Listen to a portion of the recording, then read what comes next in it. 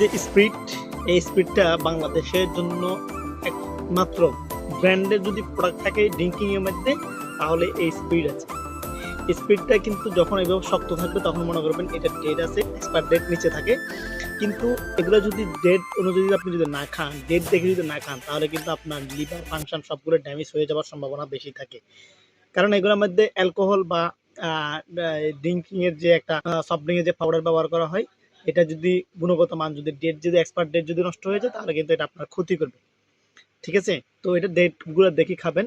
আর এগুলো অনেক সময় ডেট থাকার পরে এটা যদি টাইট যদি না থাকে, লুজ থাকে, তারা বুঝে যাবেন এটা যে কোনোভাবে বাতাস চলে গেছে।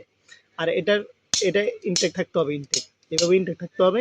এটা যদি লুজ থাকে তাহলে বুঝবেন, তাহলে এটা কিন্তু ইনটেক না। এভাবে খাবেন। এটার স্মোকটা অত্যন্ত অসাধারণ, অনেক ভালো সুস্বাদু।